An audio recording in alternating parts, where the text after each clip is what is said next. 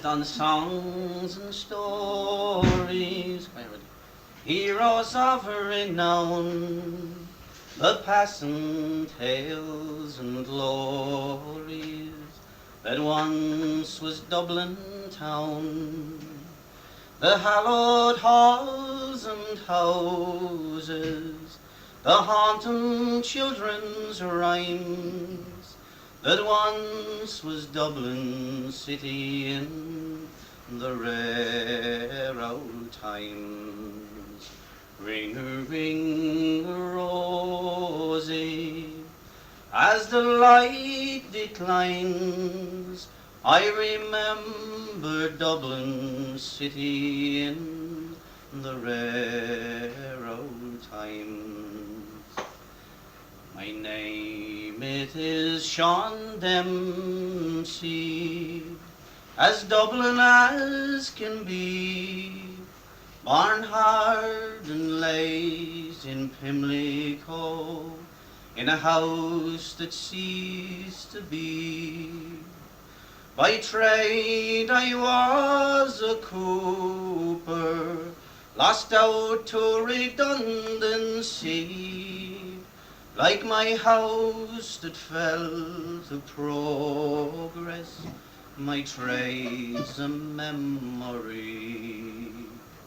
I courted Peggy Dignan, as pretty as you please, a rogan child of Mary, from the rebel liberties.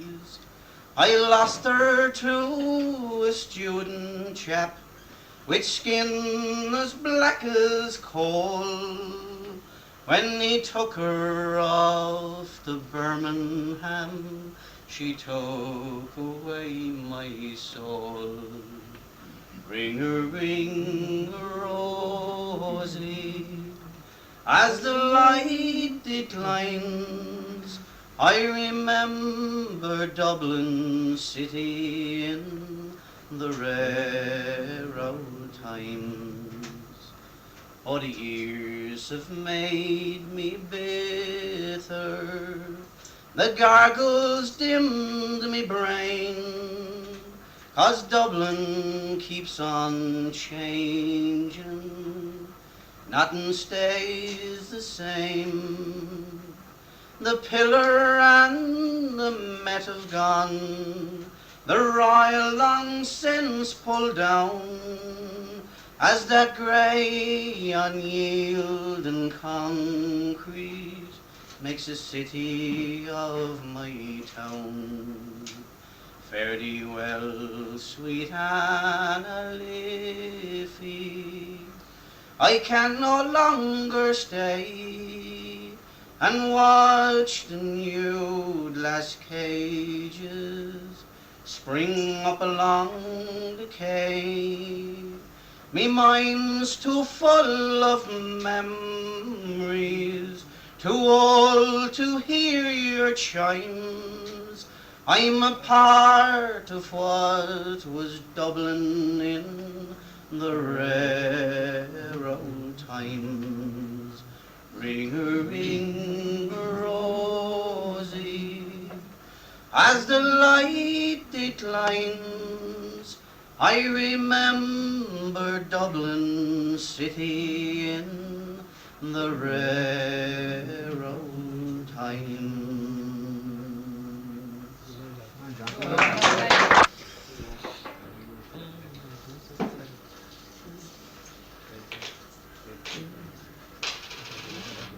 I'm a shy red-haired woman called Brigid McCann, and for years I've been wanting to marry a man. I don't care if he's fat, if he's tall or he's slight, I just want to keep warm of a cold winter's night. Sorry. Of a cold winter's night. I'm sick. And forlorn, my bloomers are old, and my petticoats torn. Feed the hens, feed the pig, put the old cow in the shed. Sure, all that I want is an owl man in bed. I've chased him at hoolies, at dances and fairs. I've travelled through Kerry, through Limerick and Clare. I'm afraid I will burst or go queer in the head if I don't find some old man to warm up me bed. And a fine black-haired tinker came calling one day, a fine-looking man with a swaggering way. I'd spread 2 pounds of powder all over my dial, and I bade him sit down and to rest for a while. You're a no man, says he, sure I must cut along. You're a nonsense, says I, sure the night is still young. There's a fine feather bed away up in the room, and the older the fiddle, the sweeter the tune. I knew he was game when I stripped by the fire. His old eyes, they were crazy with love and desire. When I got to me bloomers, he let out a roar. He jumped through the window, I saw him no more. Now all you young women who are cosy at night, keep your hand on your man when you snuggle up tight. Keep him happy and satisfied, warm and fed. Sure I'd swap me red bloomers for an old man in bed. Good man, Cold and stormy winter's night, as the snow lay on the ground, a sailor boy stood on the quays, his ship was outward bound. His true love was standing by his side, shed many's the bitter tear, and as he pressed her to his heart, he whispered in her ear, farewell, farewell, my own true love. This parting gives me pain. You'll be my own true guiding star until I return again. My thoughts will be on you, my love, when storms are raging high. So farewell, love, remember me, your faithful sailor boy. 'Twas in a gale the ship set sail, the lass was standing by. She watched that vessel out of sight, and the tears stood in her eyes. She prayed to him in heaven above to guide him on his way, and the parting words from her own true love did echo the bay. Farewell, farewell, my own true love. This parting gives me pain. You'll be my own true guiding star until I return again. My thoughts will be on you, my love, while storms are raging high. So farewell, love, remember me, your faithful sailor boy. The ship returned, but sad to say, without her sailor boy. He died at sea while on his way, and the flag will half-mast high. And when his comrades came ashore, and told her he was dead, and in a letter that he wrote, the last line sadly said, farewell, farewell, my own true love, on earth we'll meet no more, perhaps we'll meet in heaven above, on that bright and happy shore.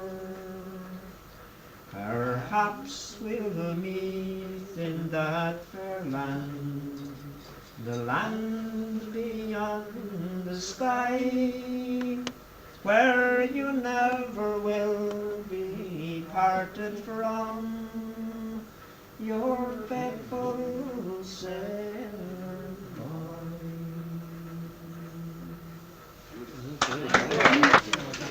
I'll do only a dying crow.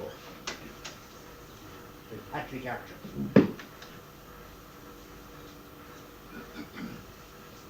Sure, it's only a dying bird, he said as he pointed to where it lay.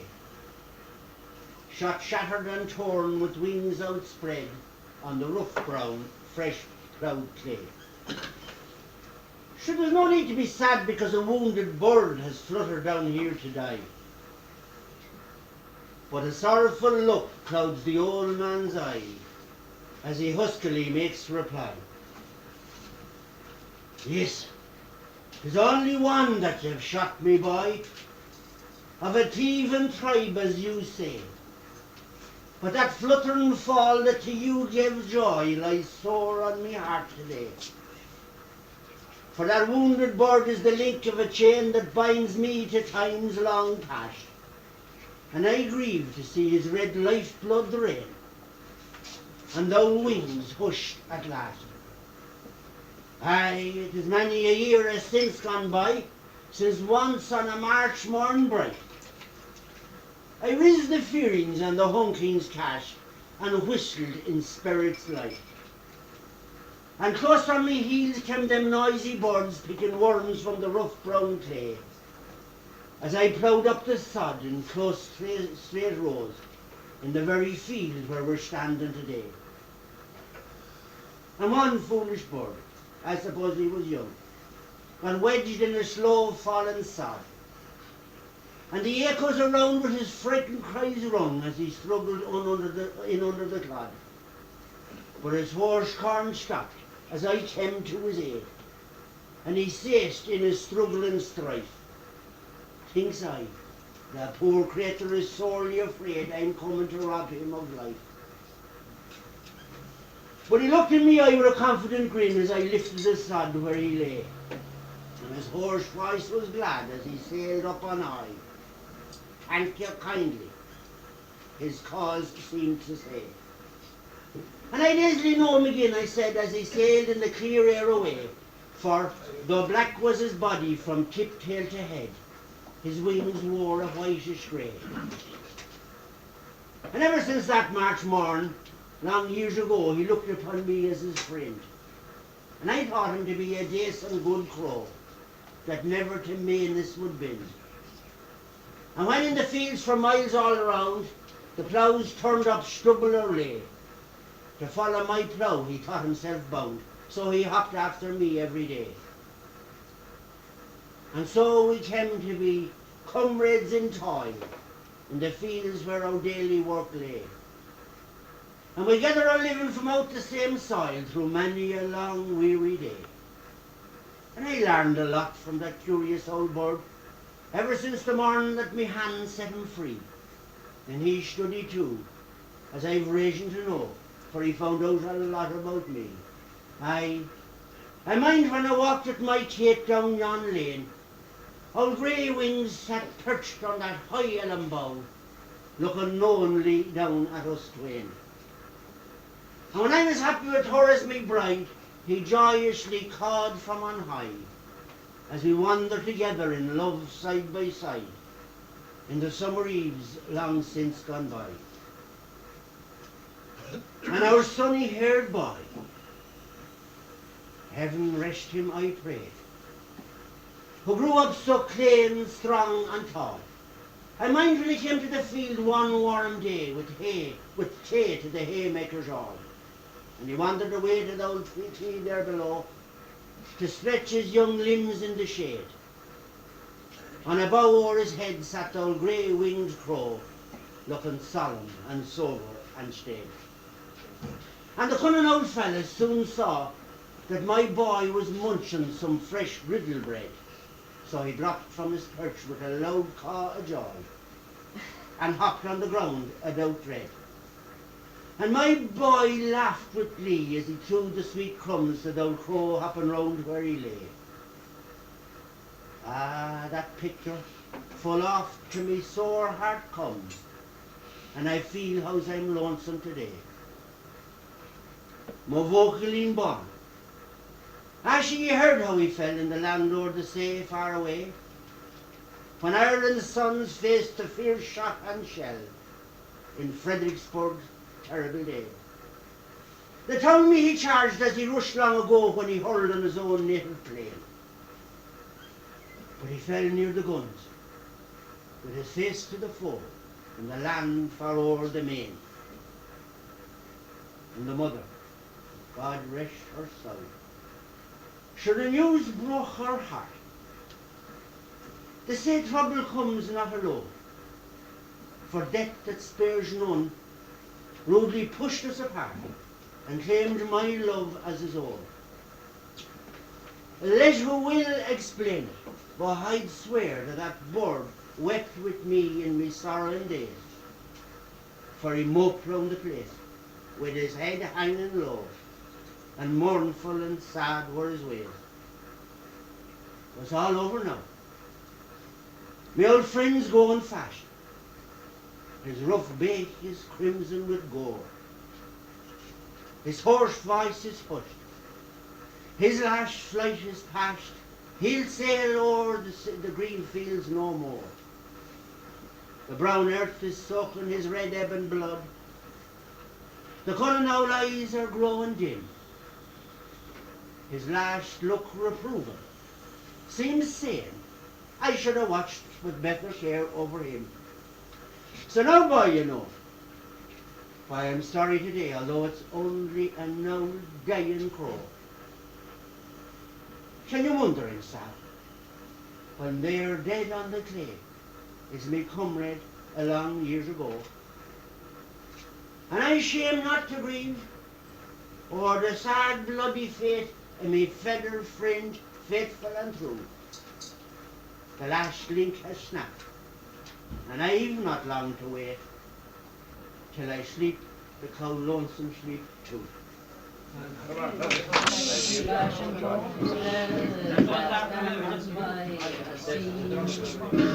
Since a fond loving mother, just 63, with sad tearful eyes looking far o'er the lea, and her limbs spun to murmur, come back lad to me. Each night to the window in silence she strays, placing her hand with its glittering rays, intended for one who will never return. Though brightly the light in the window still burns, there's a light in the window burns brightly for thee. There's a bold sailor lad who has long gone to sea. Silence and absence makes mother's heart yearn, though brightly the light in the window still burns. There's a light in the window in storm and in calm, and 'twas never extinguished till one bright early morn. A stranger who chanced to be passing that way discovered a light burning brightly one day. Then he came to the window and looked through the pane. He tapped at the door, yet no answer there came. The patient was dead, but the light brightly shone, for it still kept on burning for that one far from home. There's a light in the window, burns brightly for thee. There's a bold sailor lad who has long gone to sea. Silence and absence makes mother's heart yearn, though brightly the light in the window still burns. Okay.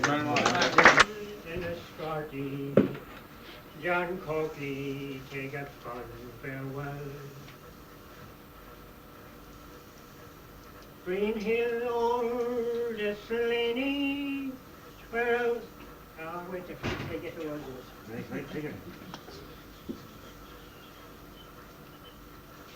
You know the words just Waiting on him patiently. Right, pass on, John, I can't do that.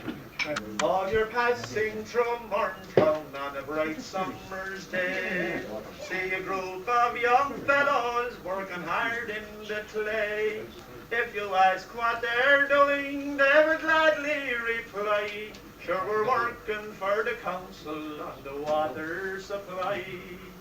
I know an old farmer not too far away. He can now take his bath at the end of the day. He can dress up at night in his collar and tie. Oh, he's thankful to God for the water supply. Or the lady going dancing, that's her delight. She can now take her bath. Saturday night. Yeah, in the wrong corner there was.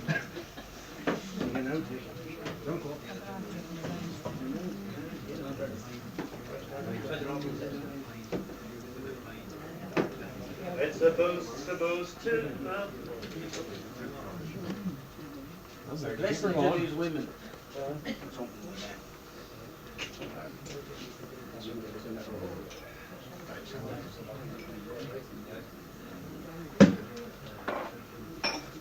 Have you resigned, Byrne? Yeah.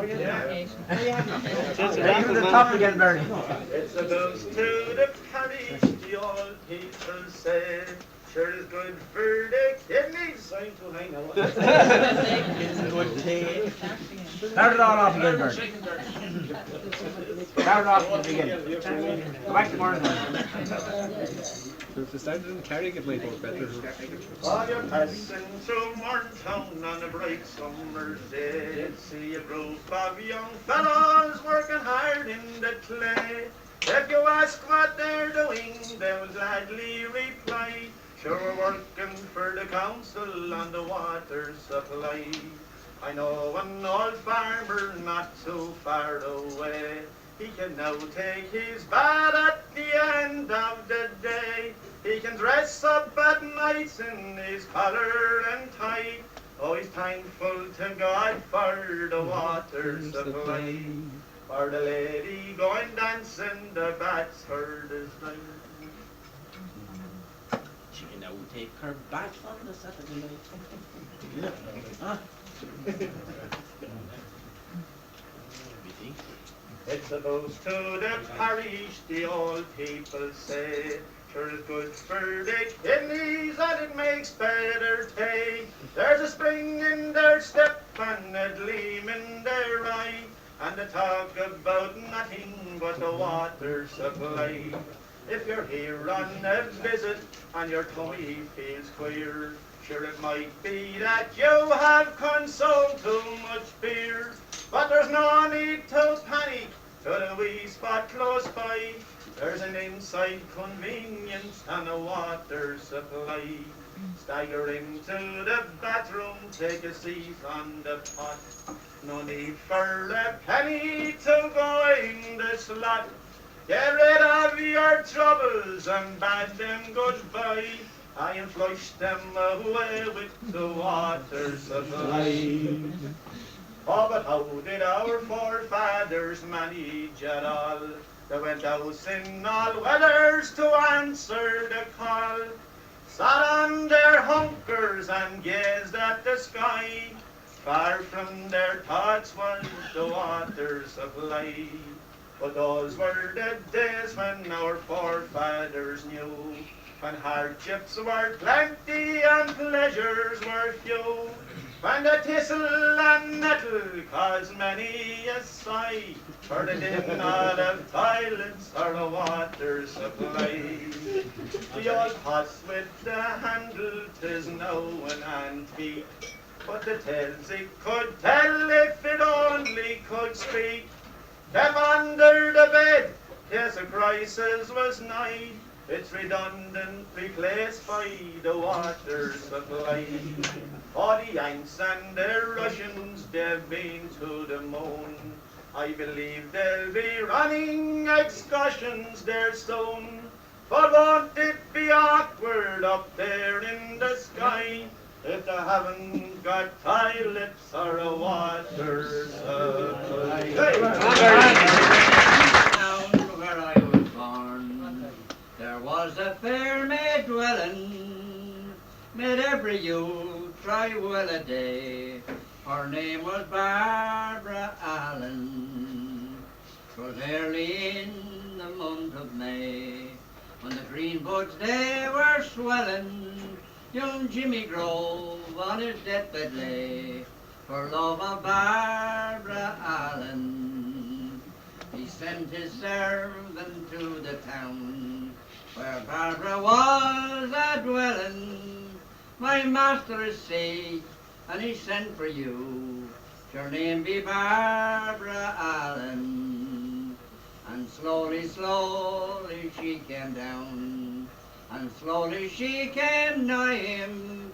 And all she said when she got there, young man, I think you're dying. He said, I'm sick and very sick, and death is on me dwelling. No better will I be, if I can't have Barbara Allen. She said, you're sick and very sick, but though death be on you dwelling, no better will you be, you won't have Barbara Allen. As she was on her highway home, the birds they kept on singing. They sang so clear they seemed to say, ah, cruel Barbara Allen. And slowly, slowly she came on, till she spied his coffin coming. Lay down that corpse of clay, that I may look upon him. The more she looked, the more she moaned, till she fell to the ground a-crying, oh, lift me up and carry me home, for I am now a-dying. Oh, Father, go dig my grave, go dig it long and narrow. Young Jimmy died for me today, I'll die for him tomorrow. She was buried in the old churchyard, and he was buried nigh her. On Barbara's grave grew a red, red rose, on Jimmy's grave a briar. They grew to the top of the old church wall, till they could grow no higher. They rose and they twined in a true lover's knot, and the rose grew round the briar. The Romans do. I mean, Bannow do what the Bannow people do. I'll try back on the show. All right. Lovely.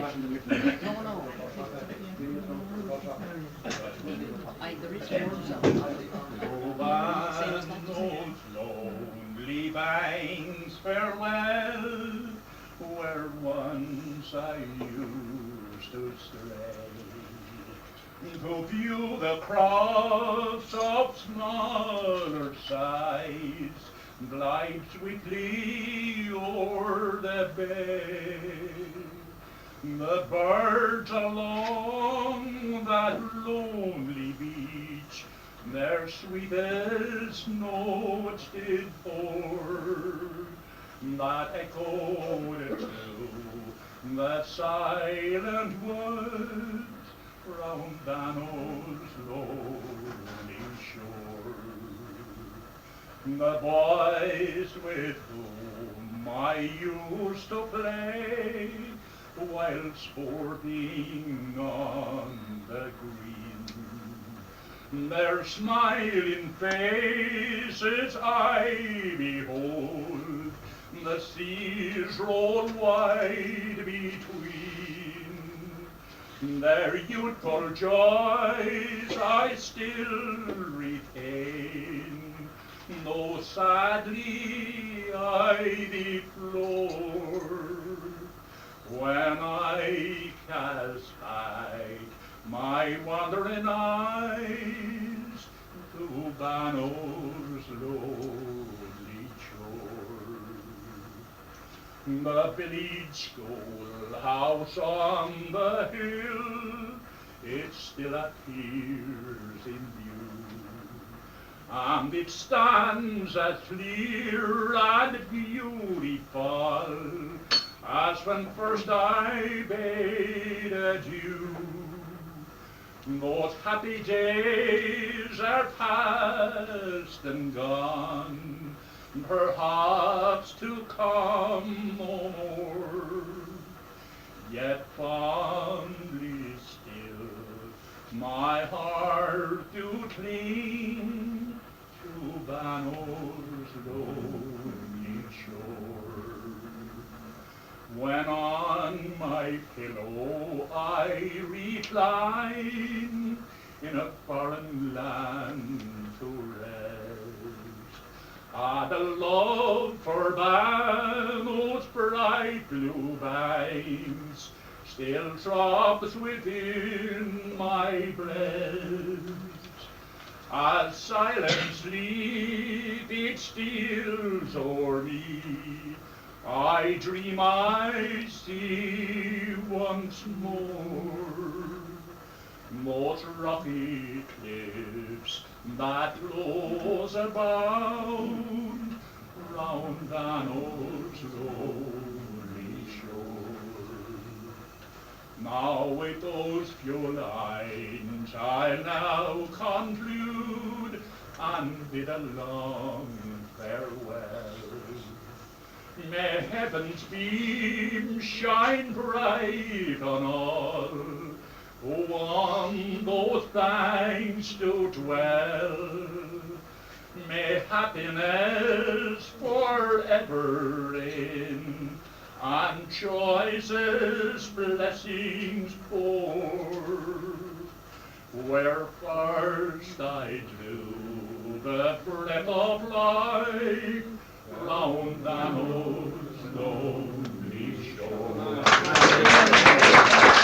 Curlew stood silent and unseen in the long damp grass, and as he looked down on the road below him that wound its way through Bale and the Block, he heard the young men shouting and cursing, running backwards and forwards, ducking and weaving and dodging the bullets that rained down on him from the hillside opposite.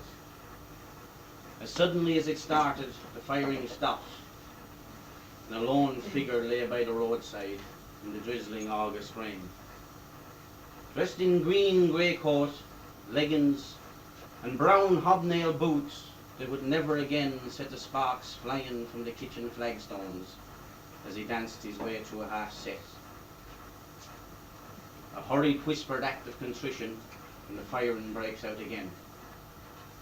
The curlew takes to flight, and as he flies out over the empty, sad fields of West Cork, with his lonesome cry, he must tell the world that the big fella has fallen, and that Michael is gone.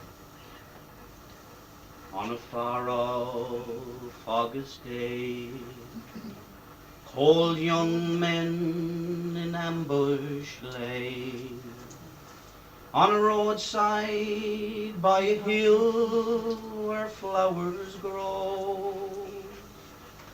So much hate for one so young. Who's right or who's wrong?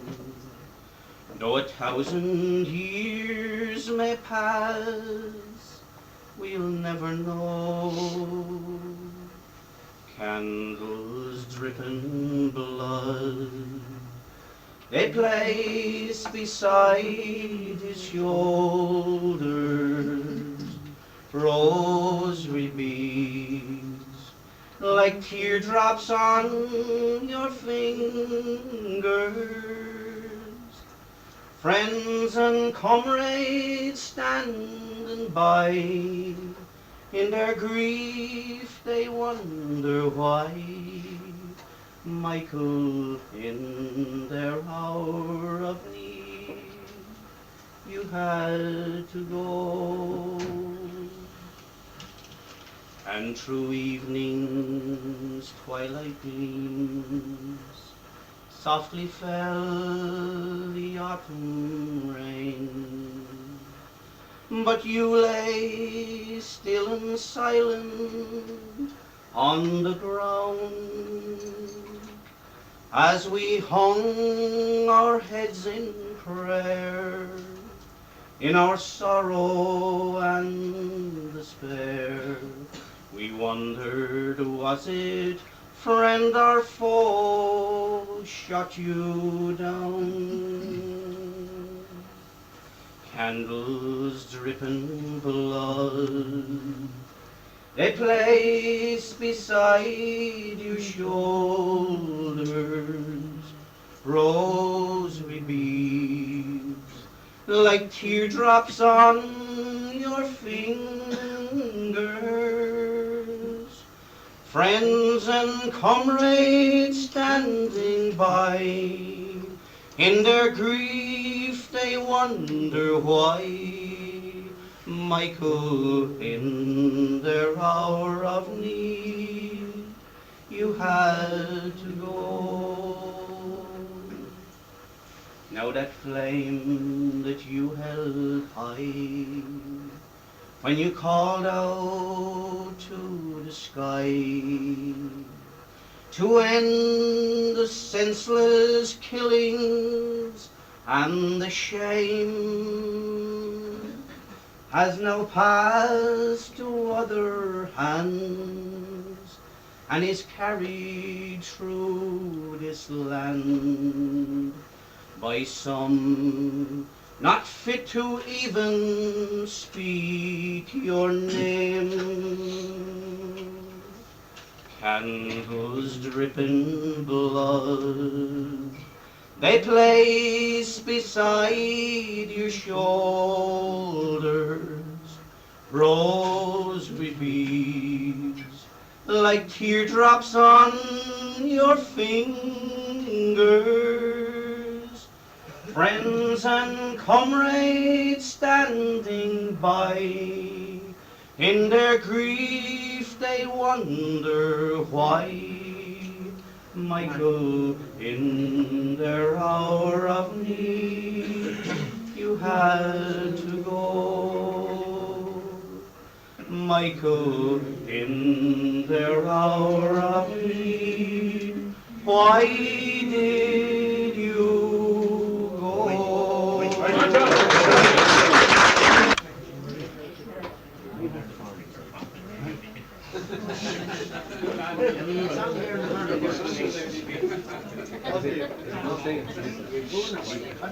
Born, raised in Boston, a place you all know well, brought up by honest parents, the truth to you I'll tell. Brought up by honest parents and raised most tenderly, till I became a sporting lad at the age of 23. My character was taken, and I was sent to jail. My friends, they came and tried in vain to get me out on bail. Now the jury found me guilty, and the clerk, he wrote it down. The judge, he passed the sentence. I was bound for Charlottetown. They placed me on an eastbound train one cold December day, and every station we passed through, you could hear the people say, "There goes the Boston burglar, and poaching he is bound. For one crime or another, he is bound for Charlottetown. All you that have your freedom, take warning if you can, and don't go round the streets at night, breaking laws of God and man. For if you do, you're sure to rue and find yourself like me, serving up for 20 years in a penitentiary. For fame and for fortune, I've wandered the earth, but now I've returned to the land of my birth. I brought back my treasure, but only to find they're less than the pleasures I first left behind. For these are my mountains, and this is my land, the days of my childhood, I see them again. No land ever came to me, so far did I roam. For these are my mountains, and I'm going home. The lake by the road sings at my going by. The lark overhead rings a welcoming cry. The lake where the trout lie, once more I will see. It's there that my heart lies, it's there I must be. For these are my mountains, and this is my land, the days of my childhood, I see them again. No land ever came me, so far did I roam. For these are my mountains, and I'm going home. Kind faces will meet me and welcome me in, and all of them greet me back home again. This night round the fireside, all songs will be sung. At last I'll be hearing my own mother's tongue. For these are my mountains, and this is my land, the days of my childhood, I see them again. No land ever came me, so far did I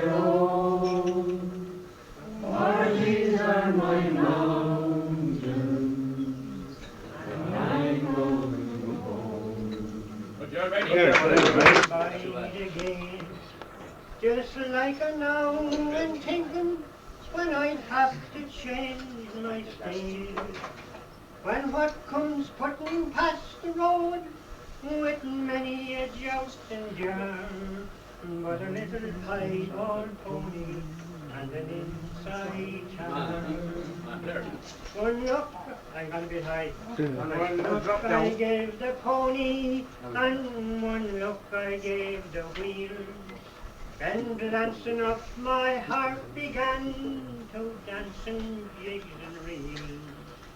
For there before my own two eyes, 3 little girls from Scar were out driving round the country in their inside car. The eldest girl was steering, right pleasant was her face. For next her sat her sister, and she smoothed.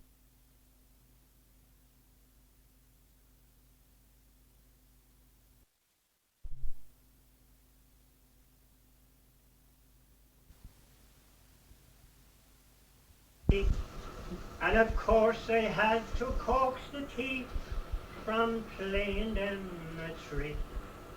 But they all felt very grateful, but the sweetest smile by far came from my little Colleen in that inside car. Bad shoes to that same pony, I was asking for a roll. When he backed the car all full of girls, right straight across my toes. But who could think of paying a rate and look at Molly Mar, and she talking all consoling in that inside car. Now I'd half a crooked sixpence for the driver's pleasant face, and I'd split a golden guinea for her sister with the lace. But I'd robbed the Bank of Wexford for the silver mine at Scar, just to drive the Rose of Ireland in her inside car. Bit of harder.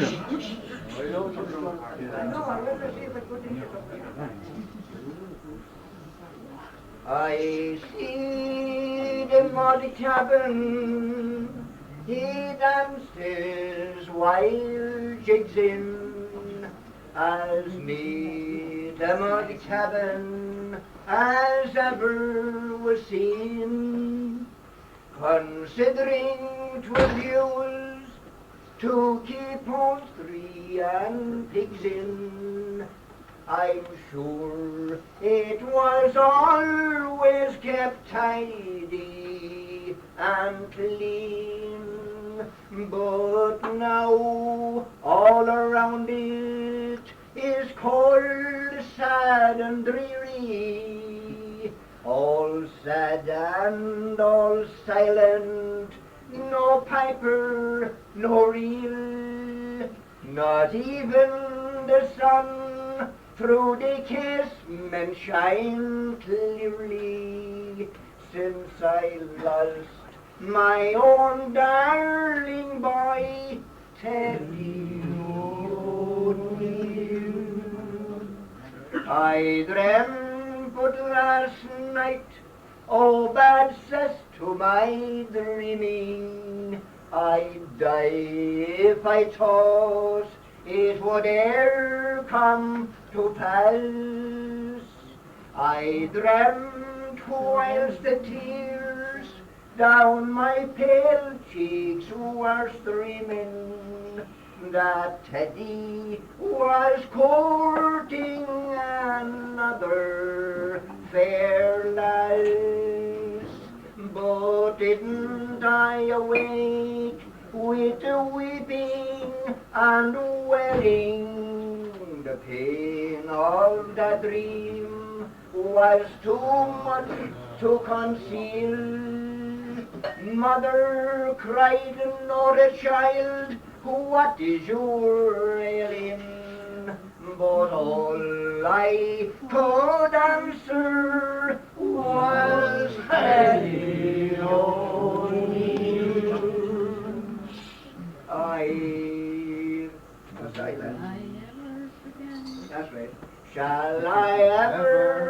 forget when the big ship was ready. The moment had come for my love to depart. How I cried like a spalpeen and said goodbye, Teddy, with a tear in my eye and a stone at my heart. But he said 'twas the better his fortune he'd wander. But what could be gold to the joy I should feel if you'd only come back to me honest and loving? For still my own darling Teddy O'Neill.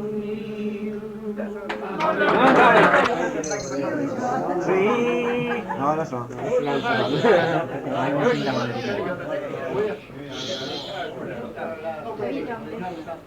Three cheers, me boys, for Bannow's banks, it's the place that I love best. And likewise you for Ballygow, I'm now bound for the Wells. As I went down to Collinstown to bid my last farewell, it was there I spied the prettiest girl that e'er your eyes beheld. As I went down to Collinstown, it was in the month of May, to roam for recreation and to watch the ladies gay. 'Twas there I spied the prettiest girl, and she's standing on the brow. Her beauty bright did me delight that day in Ballygow. I said, my fair young maiden, I pray you to me tell, is it on Bannow's lonely banks your parents they do dwell? Or if you are a stranger here today, I wish to know, for the killing glances of your eyes have proved my overthrow. Oh no, 'tis not on Bannow's banks my parents they do dwell, nor either in Duncormac or yet in Gibberwell.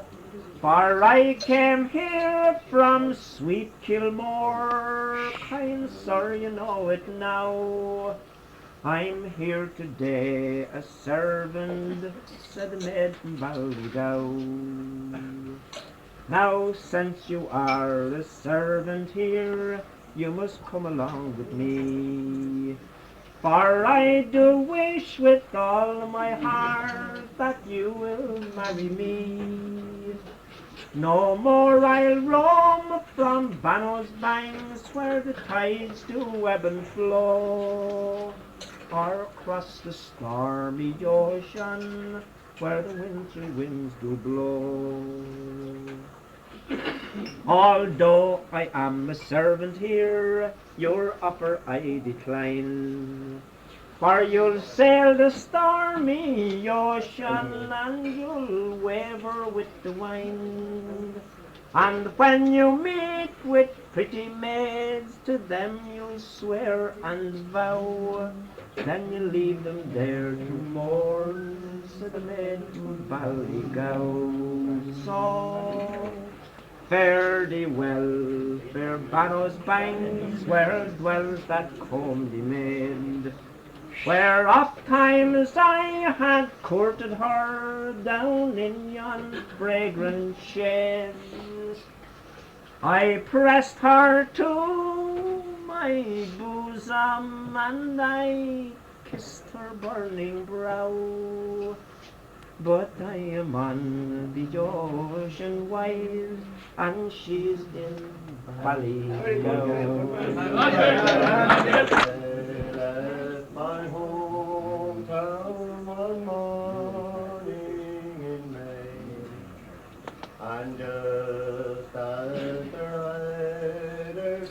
are fading away. I thought as I meet her one fine sunny day, so we kissed and embraced in the town of Galway. Oh, beautiful Galway, with your old fisher's quay, where the waters are cold, flows down to the sea. Blow gently sweet breezes, and down by the bay, and carry me back to the town of Galway. At Ould, where I first took her hand, and I thought I'd meet her on some foreign land, where she held me closely, and I heard her say, I remember you, dear, and the town of Galway. Oh, beautiful Galway, with your old fisher's quay, where the waters are cold, flows down to the sea. Blow gently sweet breezes, and down by the bay, and carry me back to the town of Galway, and carry me back to the town of Galway. Early all in the spring, when all the farmers they were harrowing in, I bought a Massey 65 with multi-power and lion drive. I went out for hire with the morning light, but my brand new tractor she gave me a price. That high-speed gearbox was my downfall. Sure, I turned her over down by Knockanall. My brand new tractor in scrap was made, and not one green pound on her was paid. Then my ancient father, he says to me, here comes your man from the ACC. As I was walking down Georgia Street, my own first cousin I chanced to meet. My own first cousin did me betray for 20 bells of last year's pay. I tried a new bank down on the Quay for to get some money and to pay my way. But the manager said with a big broad grin, you'll get nothing here for the stage you're in. I rushed back home for to get my coat and to hit Rochford and to catch the boat. But I was arrested and to my grief taken up before Ould. The judge he sent me to Old Mount Jai, and I tell you now, be you man or boy, that up until my dying day, from the Jew man's money I will stay away.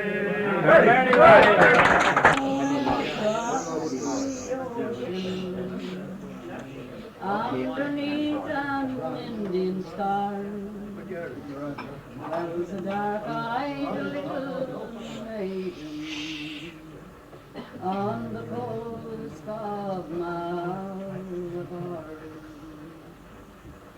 In the harbour where we anchored, I can see her shy and sweet, with the locust on her bosom, and the wild waves at her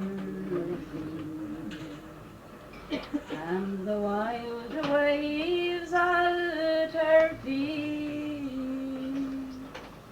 Come to me, I hear you calling. Come to me, my Indian star. Come to me again and love me on the coast of Malabar. Oh, the happy days we rambled 'neath the palm trees green and tall, and the starry night she danced with me inside the city hall. I can see her little wistful eyes as she pointed o'er the bay and whispered, if you love me, why do you sail away? Why do you sail away? I must go, my little dark eyes. I must go, my Indian star. But I'll come again and love you on the coast of Malabar.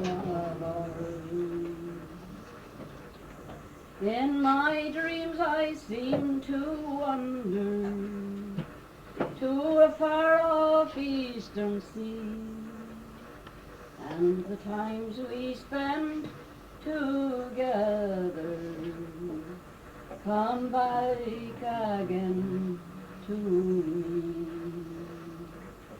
I can see her little wistful eyes as she pointed o'er the bay and whispered, if you love me, why do you sail away?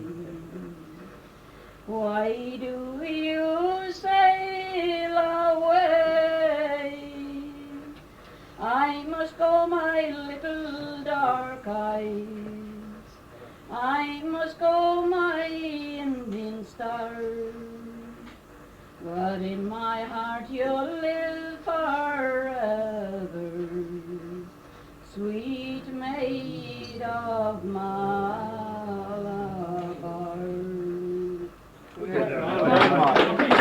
By Jimmy Young. I was born and reared in Sandy Road, a loyal orange crop. I stood for good King William, that noble man of God. My motto, no surrender. My flag, the Union Jack. And every 12th I proudly marched to Finnehy and back. A loyal son of Ulster, a true blue, that was me. Prepared to fight, prepared to die for faith and liberty. And as well as that, a Linfield man, as long as I could mind, and I had no time for Catholics or any of that kind. And then one night in Bangor, I met wee Rosie Green. The minute I laid eyes on her, I knew she was McQueen. And when I saw she fancied me, my mind was in a buzz, and I clean forgot to ask her what her religion was. Next time we met, I told her, I'm a Protestant through and through. And says she, I'm a Catholic, just as staunch as you. The words were harsh and bitter, but suddenly like this, the centuries of hatred were forgotten in a kiss. I knew our love would only bring us trouble and distress, but nothing on this world would make me love wee Rosie less. I saved a bit of money as quickly as I could, and I asked her if she'd marry me, and because she said she would. Then the trouble really started. Her folks went raving mad, and when mine heard about it, sure they were twice as bad. My father swore from that day on he'd hang his head in shame, and by a strange coincidence, her father said the same. My mother cried her eyes out and said I'd rue the day that I let a papist hussy steal my loyal heart away. And Rosie's mother said when she recovered from the blow that she'd sooner have the devil than the man from Sandy Road. We were married in a little papist church the other side of town. That's how Rosie wanted it, and I couldn't let her down. But the priest was very nice to me and made me feel at home. I think he rather pitied us. Our families didn't come. The rooms we went to live in had nothing but the walls. It was far away from Sandy Road and further from the falls. But that's the way we wanted it, for both of us knew well that back among the crowd we knew, our lives would just be hell. That life out there for Rosie was lonesome, I well knew. And of course we had our wee religious differences too. At dinner time on Friday, when Rosie gave me fish, I looked at it and then at her and said, "Dawn's not my dish." I mind right well what she said to me. "You've got to pay some price, and to eat no meat on Friday. It's a poor wee sacrifice to make for Christ, who died for us one Friday long ago." Anyway, I ate the fish and it wasn't bad, you know. On Sunday morning I lay on when she got up at 8. So Rosie turned to me and said, "Get up or you'll be late. You've got a church to go to and there's where you should be. So up you get this minute. You'll be part of the road with me." We left the house together. We parted down the line, and she went off to her church and I went off to mine. But all throughout the service, although we were apart, I felt that we were worshipping together in our hearts.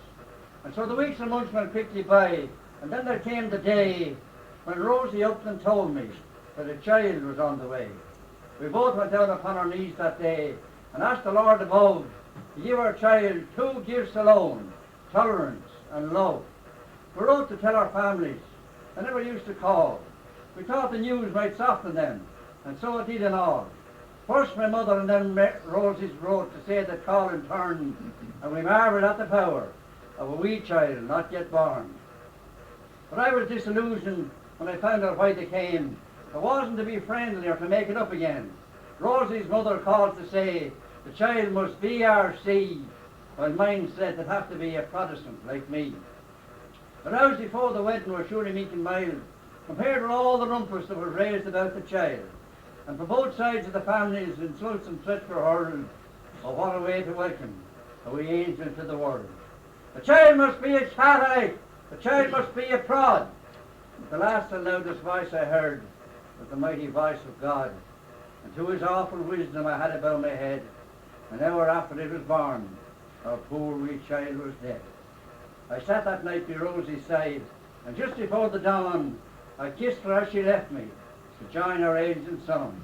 And my loyal heart was broken within those lonely walls. Where the hell's the shanker, or where the hell's the fall? But that was many years ago, long years of grief and pain, when I'd gladly given all I had just to see her face again. But the loneliness is over now. I'll see her soon, I know. The doctor told me yesterday that I haven't long to go. And when I go up yonder, they'll let me in, I hope. But if they ask me who I'm for, King Billy or the Pope, I'm going to take no chances. I'll tell them straight and fair. I'm a loyal Ulster Protestant that loved the Papist Church. And one way or another I know they'll let me through. And Rosie will be waiting there, and our little angel too.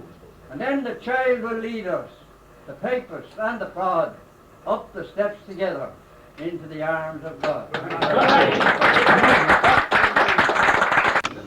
Concert hall at the Bowery, at a table was seated one night. A group of young soldiers were routing, they all came so merry and bright. At the very next table was seated a lad who'd fallen to shame, and the soldiers they laughed at her downfall till they heard an old-timer exclaim, "She's more to be pitied and laughed at, she's more to be helped than despised. She was only a lass who'd venture away from her own fireside." At the old village church round the corner, a crowd had gathered one day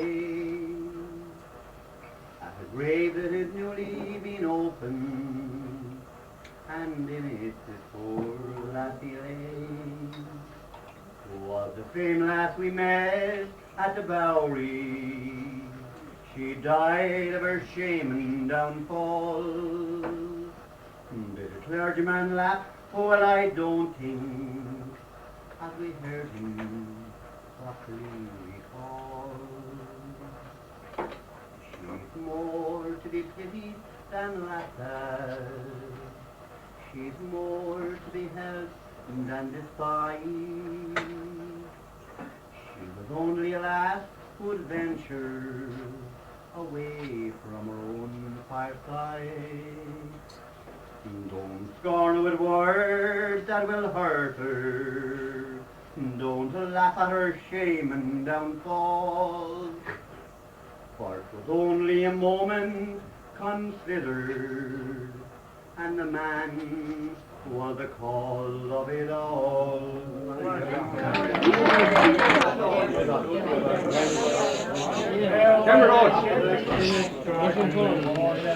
John Copley, take a fond farewell.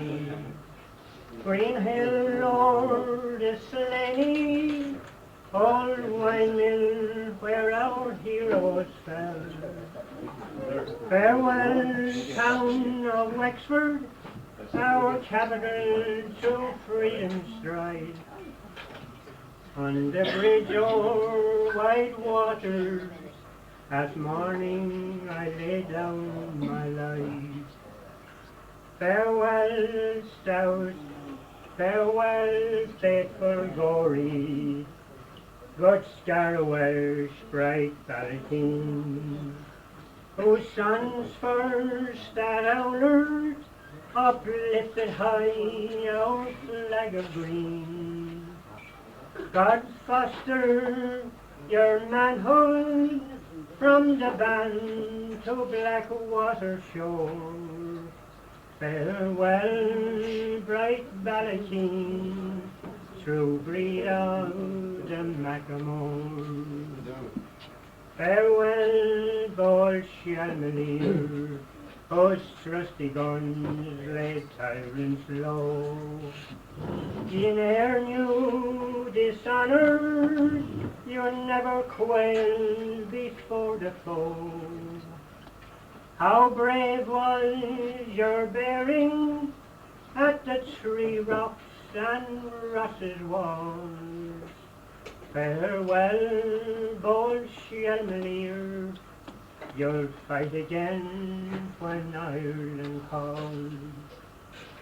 Farewell, stout Shelburne, one wild Bantry whose deeds were great. By Borough and Barrow to the Three Bullets and bloody gates, our souls robed in honour, fearless brethren in valour's fight. More grand be your story when again you raise the hand of right. Farewell, Fort and Bridie, from the Tusker to Bannow sands, who still fight unvanquished afar in Meath's green grassy land. Ye sons of long fighters, may victory yet crown your word. Farewell, Barney Bargy, and Ballytake that gives me birth. Dermot.